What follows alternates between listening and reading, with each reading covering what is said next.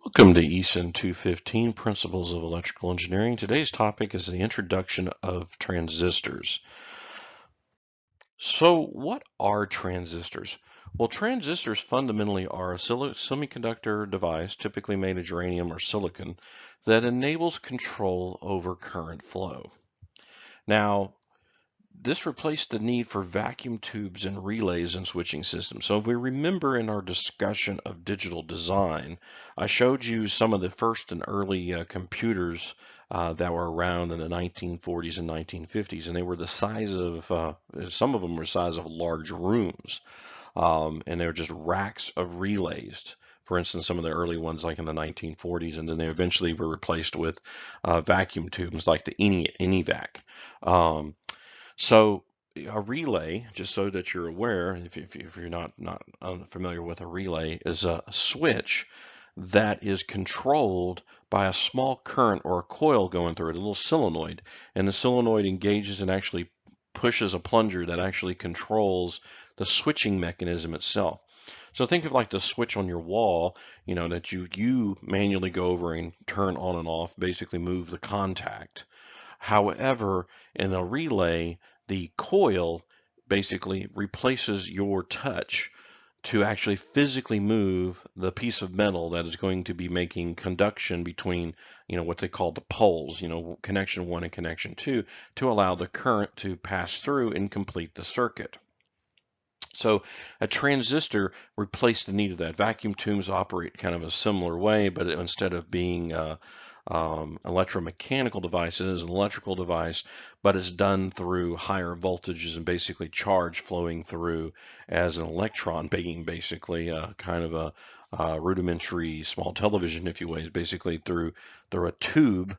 There's a high voltage grid, and basically the voltage across the grid causes conduction of the electron beam. So all of that was replaced with this device called a transistor. And they are now used in everything from lighting control, motor control, the microprocessor that's in your laptop, the microprocessor that is in your smartphone, your memory that's being stored, currently the RAM, if you will, of your laptop, smartphone, and other embedded systems are all transistors. The flash, your solid state hard drive that's in your laptop is made of transistors. The very first transistors, the primary way that the consumer saw transistors initially was in stereos and small radios, for instance, and then that evolved over time to be just pretty much in everything that we commonly used. Vehicles, which used to be, your cars and trucks and engines, used to have points, as they were called, basically a capacitor and actual physical contacts, an electromechanical, or in a basically electromechanical system, where in your distributor cap in your engine, so anyone here used to work on an old car knows exactly what I'm talking about, would actually rotate around and actually make contact with two little contacts, and that would end up collapsing a field that was of the stored charge and actually conduct energy to your spark plug to ignite the gasoline in your pistons. Well, that used to be, like I said, it used to be an electromechanical system that did that, and that has now been replaced instead with transistor packs. And eventually, as they called it, electronic ignition. And nowadays that's still done, but it's now under microprocessor control. All of that is based on transistors. Now, the focus of this set of lectures, so we have our transistor lectures, and then we're going to have our microcontroller lecture. And the focus of this is primarily informational, because to actually truly understand some of the mathematics behind the transistors, though I'm going to kind of go through that briefly, it really is an in-depth class. I mean, typically in electrical engineering, we usually have a dedicated class to operational amplifiers, BJTs, as they're known, bipolar junction transistor, and MOSFETs, which we're going to be discussing, but there's usually a dedicated set of time, many, many weeks, to go over the fundamentals of that. And we're giving you all of this pretty much in a set of two topical lectures. So the idea here is for you as a civil engineer, mechanical engineer, aerospace engineer, etc., have an understanding of what transistors are, how they kind of operate, so that when you see them used and look at the applications that they're used in, you're familiar with that and know why you may or may not need them. So here's just some common transistors that are available today. This right here is when everyone thinks of a transistor, they usually kind of think of a transistor that kind of looks like this. This is kind of the style that came out in the 1960s. Again, it's a little tiny silicon chip known as a die that is inside here, and it is wire bonded. They actually ultrasonically bond a little gold wire between this and the actual metal tab, which is this aluminum post that comes out.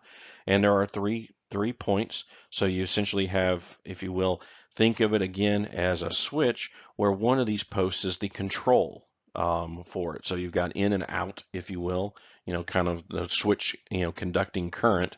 And then another one is actually causing the control of the switch.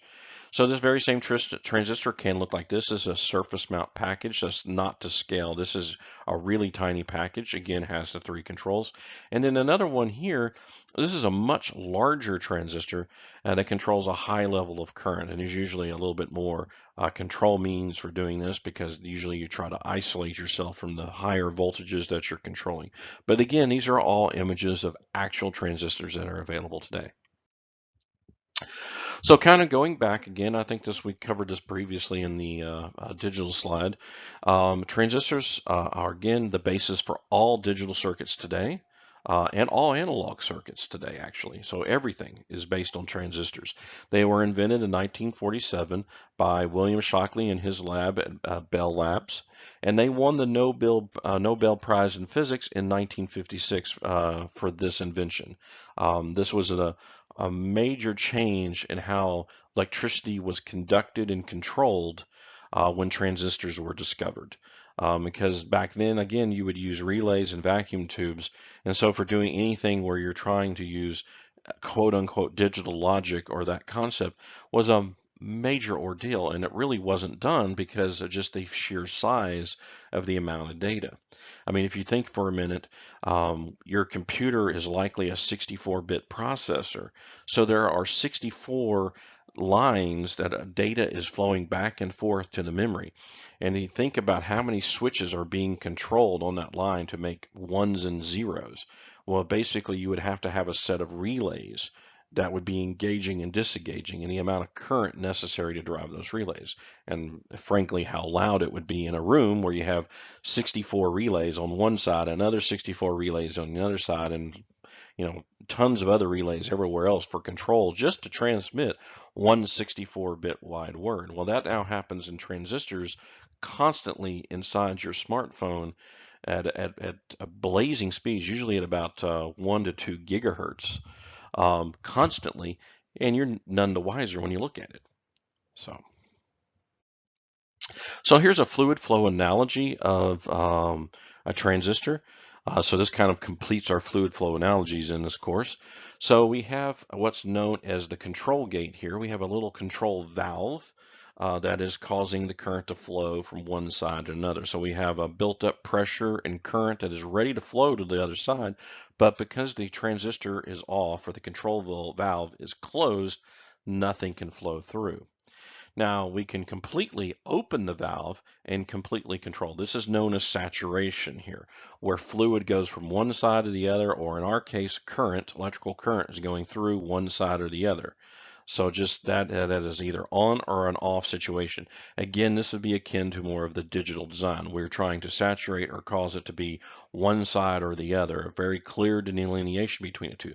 But again, transistors can also operate in a linear region where you can actually alter the control flow in a linear way by just moving this control mechanism ever so slightly back into the fluid flow, or in our case, the electron flow, and actually cause only a partial flow and truly control proportionally based upon where this control is set. You can actually control the amount of current. So this would be more of your analog control.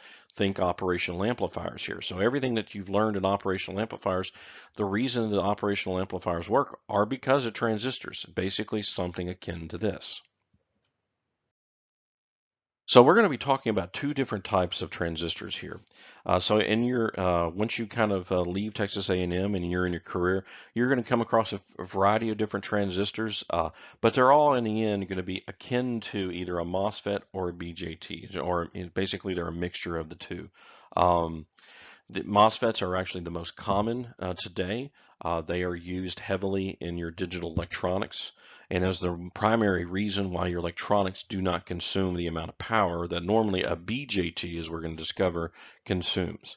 BJTs were some of the first type of transistors that came out. So MOSFET stands for metal oxide semiconductor, MOS, field effect transistor, hence the name.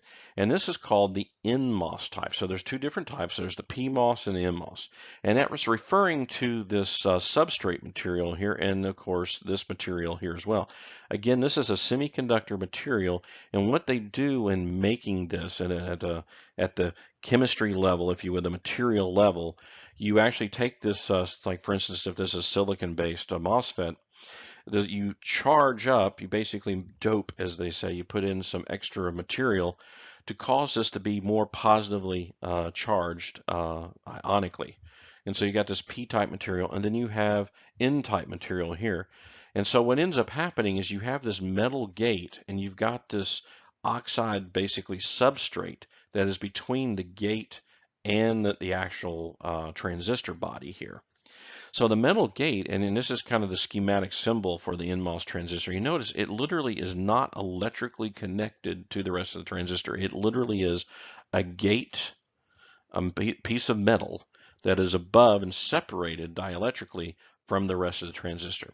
That's one of the reasons why it works so well in the sense of power, is that all you got to do is just change the voltage on the gate, basically creating a different electric field across the substrate to actually cause current to flow. And what's happening there is current, when you have a sufficient voltage on the gate, a sufficient electric field, current will come in through the drain, go through, come out the source. And so what ends up happening here is the electric field, and I'm giving you a high level overview here, so we're not going to get into the actual material physics of what's going on, but effectively what happens is the electric field is basically pushing down this P-type here. Let me actually switch over to my pen here. So what ends up happening is the electric field happens, basically it creates a tunnel such that as charge enters the drain, it actually goes through and out the source. So effectively, this region here turns into another N material. It's basically being pushed away, the P-type, and creates a tunnel linking these two regions. That's fundamentally what's happening here. Like I said, it gets a little complicated in the material science part of this, but what you need to just be concerned about is if you put enough voltage on this gate, which is usually pretty low, it's called the threshold voltage, it'll start causing current to flow from the drain to the source. So electrically, here are some of the equations governing this. Again, there is no necessary homework on this, because again, going through this detail can take some time, is that there's a thing known as the cutoff region. It means where current in through the drain, which is drained to the source. This current here, ID, and this is the electrical schematic representation of this, is equal to 0 when the gate source voltage, it means this voltage from the gate to the source, is less than some threshold voltage, TO, turn on voltage, if you will. So if this threshold voltage is not met, this transistor is not going to conduct. Again, this is probably a good illustration here of what I was talking a moment ago, where we have this little bit of N channel, this channel that is created between these two based upon the electric field that's created between the voltage between the gate and the source. So so we are in a cutoff, meaning that the drain current is equal to 0 when the gate source is less than the turn-on voltage. The triode region, and this is basically the region in which the transistor acts in a linear fashion. I'll cover this in a moment. I want to actually go straight into the saturation region. So if we completely have sufficient voltage between the gate and the source here, so that VGS is substantially higher than TO here, we are sufficiently in that region, then what we end up with is complete saturation between the drain and the source. That's what ends up happening. So this ends up almost becoming known as a short. And actually, when you look at transistors that are going to be used in the switching application, it'll specify RDS saturation in some sort of usually milliohms. So effectively what ends up happening is ID effectively becomes extremely high.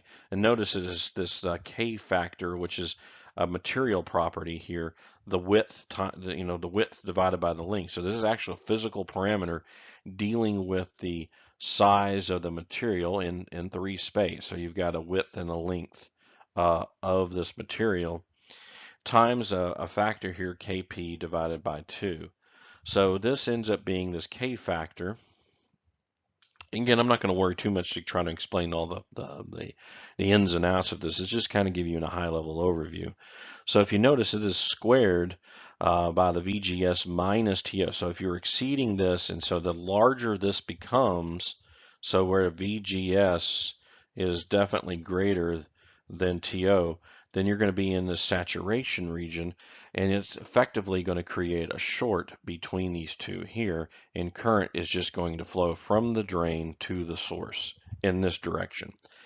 Now, the triode region is where you're not really as saturated. You haven't reached that point. So you're kind of between these two. And you end up with, as VGS increases, you end up basically creating a load line that looks like this. As you constantly increase VGS, basically the drain source voltage basically decreases, i.e. R is proportional, it's proportional to VGS, well, as long as you are greater than VTO. So if you are just a little bit above VTO, R is going to be no longer megohms. So it's going to start in megohms, and it'll start going into kiloohms. And eventually, once you reach saturation region, we're now talking milliohms. So we go from like 1 meg, say, or greater, and then eventually you'll start getting into, say 1 kiloohm, and then eventually you'll get down to 0.01 ohms, something along them lines. So this transistor is really good for this. And this, again, used a lot in analog applications where you actually specify to work in the triode region. So this is just kind of what is known as the loading curve, again representing the ID and the VDS, that's the voltage between the drain and the source. So this is similar to what we saw with the diode lecture. But again, this is the voltage across the drain source, and based upon the gate source voltage here, you have different curves. So if we notice here at VGS less than VTO, which is equal to 2, so at 2 volts, it is cut off. It's basically this curve right down here. In other words, VDS is equal to 10 volts. That's our kind of power supply, if you will. VDD, as it's known, is equal to 10 volts. And so that's where this point is. And it's just, there is no current flow. And so it's constantly, no matter what, if you're at 2 volts, 4 volts, 6 volts, 8 volts, 10 volts, it doesn't matter. VDS can be anything. And since the gate source voltage was completely separate from VDS, if it's less than 2, then it completely is cut off and there is 0 milliamps flowing through. However, if VGS is equal to 3 here, we actually are above 2. And if you notice here, we have this kind of representation here, like this, which means that between VDS 0 to about, that's about 1 volt, we have kind of not quite linear, but we have a little bit of a region here in which we have kind of a linear response with VGS equal to 3. And here we have VGS equal to 4, and so it looks like this. And again, the change in current is also proportional. So remember, if you wanted to solve for R here, R is equal to voltage, and that'll be VDS, right, divided by ID. And that would give you current. So we could replot this if we wanted to in the terms of resistance. And of course, this one here, same thing, between this 0 to now about, what is this, kind of falls, probably close to 3 volts here. It's fairly linear, and this is with a VGS of 5. Now, above VDS equal to about 4 volts here, we are saturated. That means we are going to give full current going through. So now there's another type of MOSFET known as the PMOS. And of course, the clear difference here is basically the source and the drain have flipped. So the source is on top and the drain is on bottom. The gate's still the same, but we still are going to be talking about the gate source voltage in controlling that. It just happens to be now negative. So effectively, the same thing happens that we had with the MMOS, in that instead we have now this P material, and again, you're going to create a tunnel between the source and the drain, and eventually what ends up happening is current is going to flow from the source to the drain, instead of here with the NMOS, it's going from the drain to the source. So it's just an inverted version of a transistor. VGS in this case has to be negative for the PMOS, where it is positive for the NMOS. So this is the thing to look for, and it usually typically is about 1 volt. And remember that KP value that I was telling you about earlier? This is where this number is determined from. These are usually come from the data sheet and the manufacturer for that. And they also give the fact, the cutoff region, saturation. So this is just a good reference sheet for NMOS and PMOS transistors. So here's an actual data sheet of a small switching transistor. So this really can't handle any large current, but these are used a lot. The 2N7000 series transistors are used a lot for switching small coils on relays, for turning off LEDs, things along them lines, doing some simple digital logic, things like that. So again, these are really small transistors. Actual size, they're pretty much about the size of a couple millimeters in size. In fact, again, the actual silicon die that's inside here is really tiny. So it is a small little chip that is connected by gold wires to the actual contacts. So these have a fairly low RDS, but they just really can't handle a lot of current. See, it says here these are used up to about 400 milliamps, and you can do pulse currents up to 2 amps. So this is an actual real transistor data sheet. Notice here the schematic diagram they give you for that. We still have our drain, gate, and source. So this is the continuation of this data sheet of this 2N7002, which is what I usually use. I usually use a 2N7002, but they're all kind of similar. And as usual, there's always an absolute maximum ratings that you must follow. You can't, for instance, stick 600 volts across the drain and source. You will damage the transistor. So the limit on the 2N7000 series is 60 volts. So you got to pay attention to that. And then you have this gate source voltage continuous, and this is very important as well. This means that this can actually maintain this, and you can have a gate source voltage of plus or minus 20 volts. That means between the gate, and then you have the transistor itself, which has the drain and has the source. And so if this is ground, this voltage between these 2 points here is what this is referring to, plus minus. That is the gate source voltage, and that can be plus or minus 20 volts, and it'll be fine. Because remember, no current is actually being conducted into the transistor from the gate. However, and this is why in your applications where you're using what's known as CMOS or MOS-based integrated circuits, there is current flow that actually does occur back and forth between the gate and the source. And that's caused by the fact that this is effectively a capacitor. So kind of the rules, what we learned about capacitors do still apply. There is a capacitance that is provided in this transistor between the gate and the source, and basically this material here.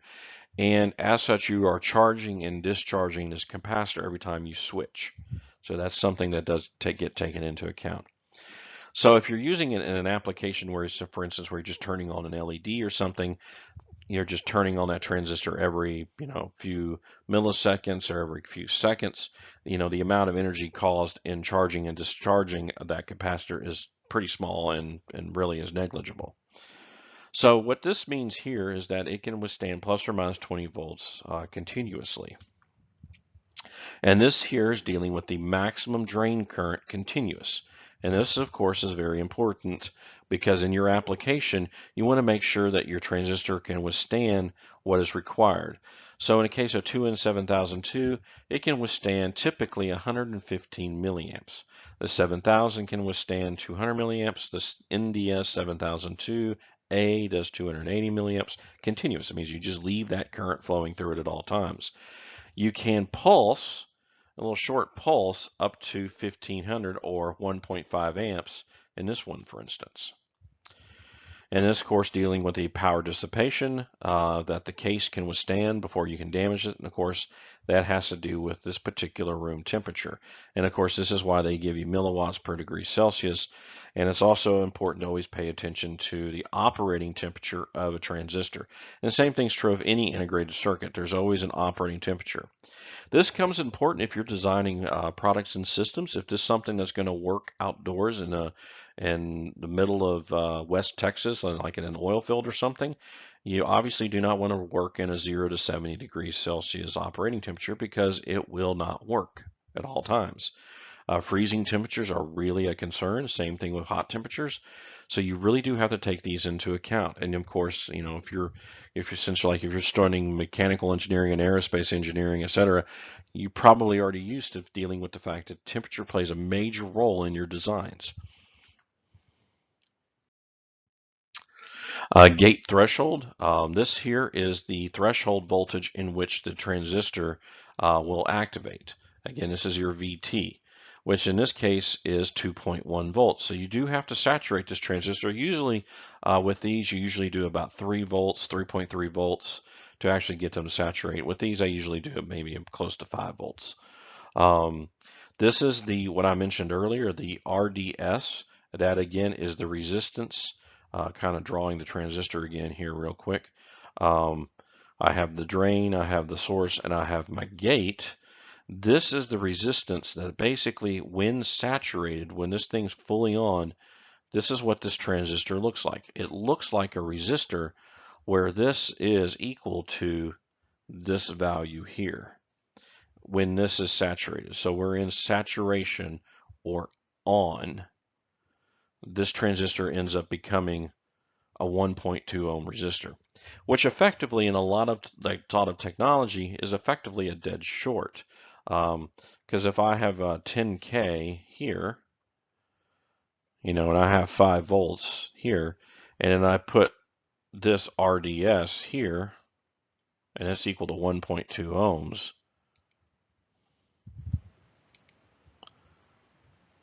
and this is V out, and this is ground, effectively this is equal to 0 volts because this is such a low resistance. When this is turned off and the transistor is now off, this now voltage is equal to 5 volts. This is actually a very common way to do digital switching. Another way is to use PMOS and NMOS, as what they call a totem pole configuration. But this is known here as a pull-up configuration. And all that you're doing here is using a transistor to basically switch on and off RDS to effectively create this. A totem pole, and I'm going to be showing this in the application lecture, but this is kind of an introduction to it. Totem pole is where we put a PMOS here. And we have this up to some voltage, what's known as VDD, say it's 5 volts. And this here is the source, and this is the drain. Again, this is the PMOS. And then you put another transistor right here. And effectively, you share the gate. And what you end up creating, so this here is the drain and the source. And again, this is the gate. And this is an NMOS. And this is called a totem pole design. The idea is we come in because they're staged on top of each other, kind of like a totem pole. And so what we end up is the current comes in. If this here is set to be the gate, basically this voltage here is negative, and that the gate source voltage is negative, meaning really that VG with respect to ground is equal to 0 volts. Or excuse me, if VG is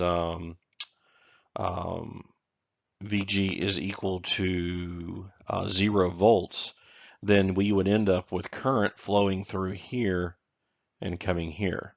So, and since RDS in this case would be equal to 1.2 ohms, you end up with 5 volts. And because we have 0 volts here, we have 0 volts here, this ends up being RDS equals infinity, basically. And so we end up with 5 volts shorted.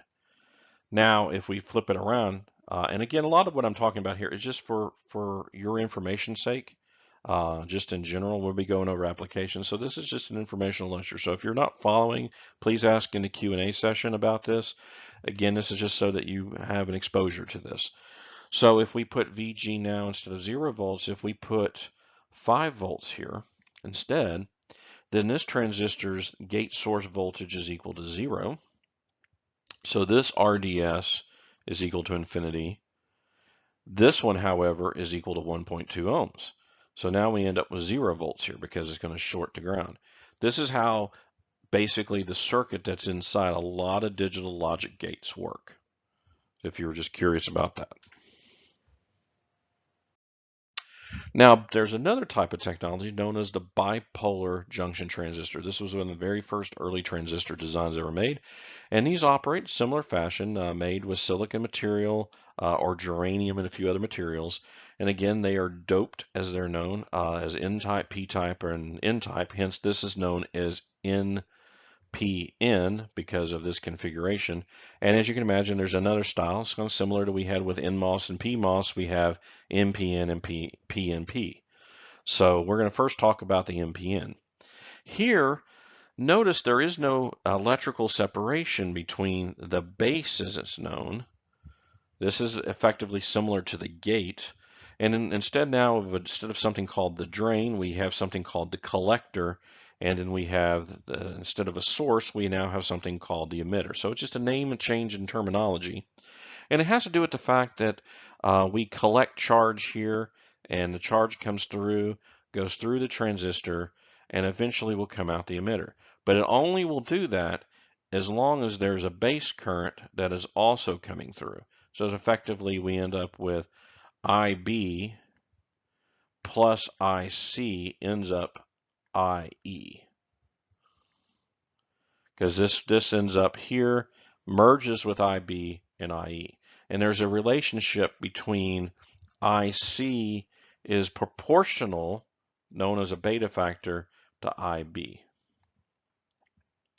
This is the gain factor, or also known as HFE.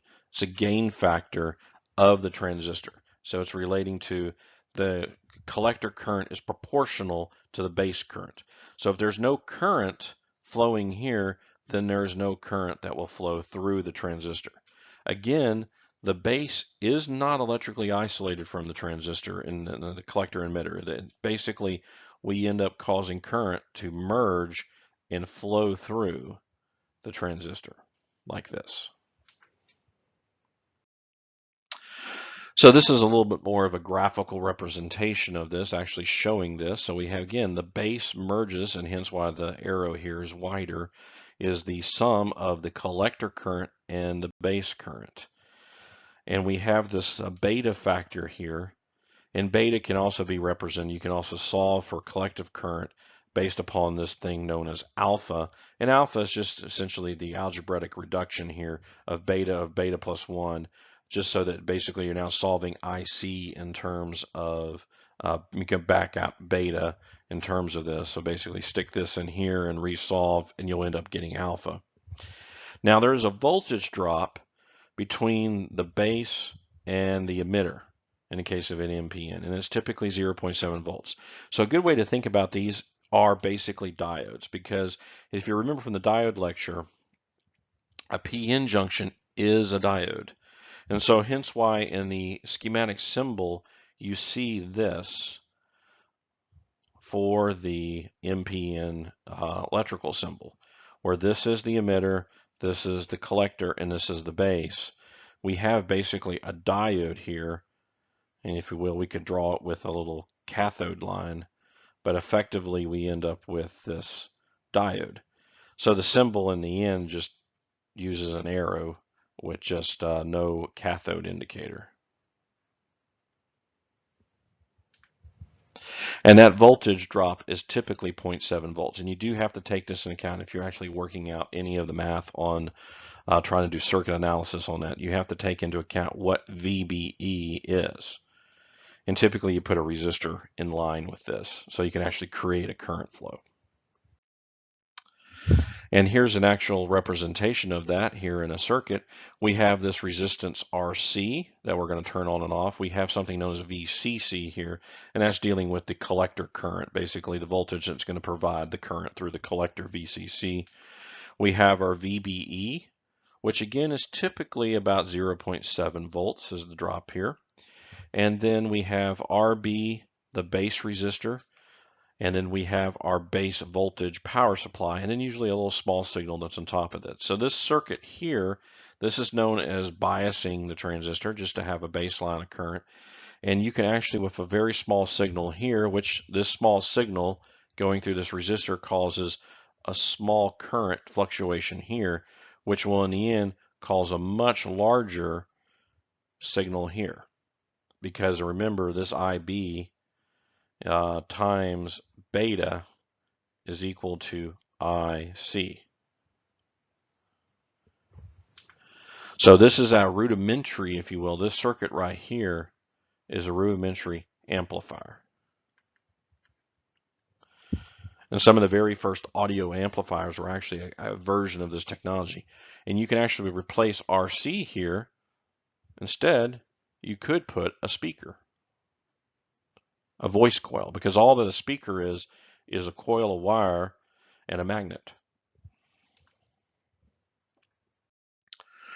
So this is kind of showing the relationship of VCE and VN versus time. So if I have a small millivolt signal here as we kind of go up, and then this very much correspondingly, this is kind of what we were just talking about, as this real small signal here happens, we actually cause now a very large signal response on the output. This is known as the quiescent point, VCEQ, and that is basically the DC operating point. So that's kind of the, if you will, the offset of the signal, such that the transistor is operating in a linear region and it can amplify, but the actual signal we're interested in is between these two. And we would usually put a capacitor in line to get rid of the DC component.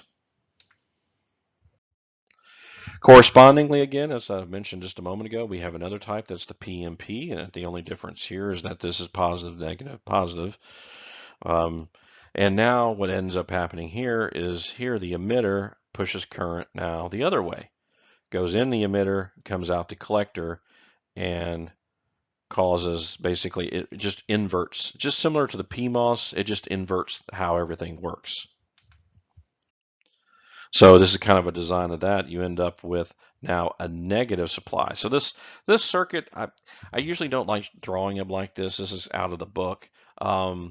This gets a little confusing, but honestly, because the positives here, you notice we have ground here.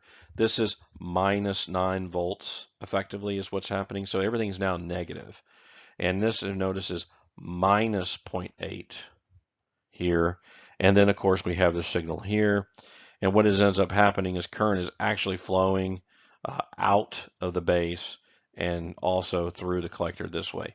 And this is accurate, but it's sometimes hard to follow because everyone's used to, you know, ground being kind of the lowest potential. Here, the lowest potentials actually are these negative signals here.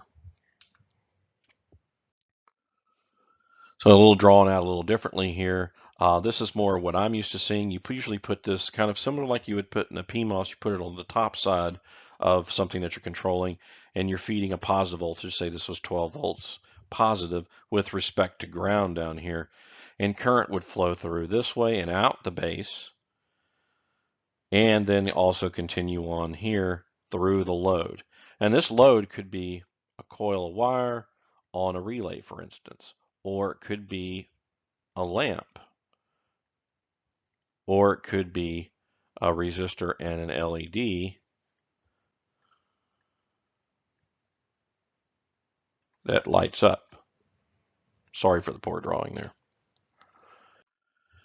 So here's BJT's actual data sheet, similar to the 2N7002 we looked at earlier. This is a small signal, as it's known, BJT. The more of the more common types is the 3904. This is what I use. A lot of the early transistors, one of the common one was a 2N2222A was another one that was really common. I don't know if anyone actually using that today. That was a common one back in the mid 1960s. The 3904 is I commonly use in a lot of relay circuits and things like that. I typically use now more NMOS, but occasionally I still use the 3904, and then the PMP version, the 3906. So those are two families. So again, you have absolute maximum ratings that you cannot exceed.